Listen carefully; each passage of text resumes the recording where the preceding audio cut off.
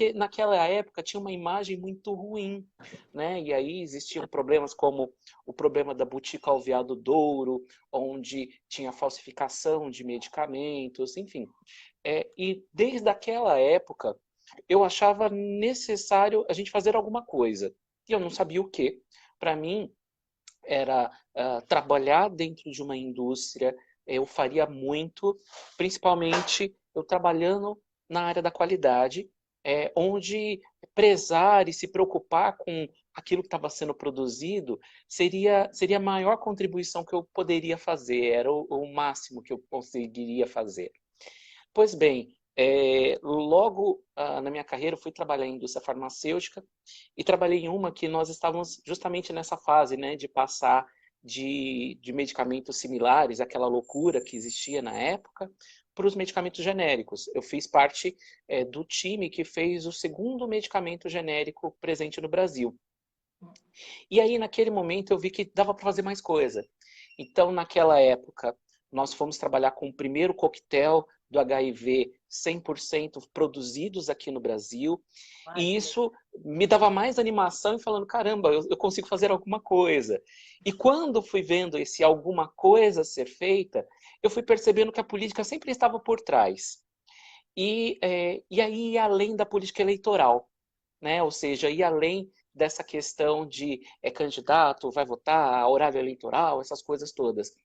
E dali eu comecei a me influir numa área que a gente chama de política industrial, né? Na política industrial a gente fala de regulação, então das regras de mercado, se aquele produto tem que entrar, não tem que entrar, serve, não serve. E, bem, enfim, aí passou um pouco alguns anos, né? E aí em 2006 eu fui chamado para atuar em Brasília, e em pouco tempo eu estava no meio de reunião política em que a gente estava discutindo sobre a segurança do país em processos de possíveis pandemias. Na época estava sendo estudada a possibilidade da gripe aviária, né? E aí eu olhei e falei, caramba, eu estou aqui no meio dessas pessoas, desses políticos, enfim, tinha senadores de um lado, ministros do outro e por aí vai. E eu ali no meio, sendo consultado como um técnico, um profissional, e que muitas vezes, quando entrava na questão política, as pessoas colocavam, vai lá pro seu cantinho aí, que agora deixa pra gente grande discutir. E aí eu quis me preparar para ser um pouco dessa gente grande. Bom, anos depois, eu vi uma entrevista da Marina, isso em 2010, onde se perguntava, você no Partido Verde, um partido pequeno, e como é que você vai construir, por exemplo, ministérios? E aí ela falou uma coisa que me tocou de forma direta. Ela falou assim, que queria trabalhar com pessoas técnicas, pessoas preparadas, que conhecessem de política, mas ao mesmo tempo que entendessem da parte técnica, entendessem dos meandros. E isso, naquele momento, me tocou e eu falei, caramba, eu vou para o Partido Verde. Eu vou para o Partido Verde, eu quero, porque é isso. Ela falou exatamente o que eu penso, que não adianta ter só o político, eu preciso de alguma informação técnica, eu preciso que alguém ouça também, saiba ouvir. E dali eu decidi que eu ia para o Partido Verde.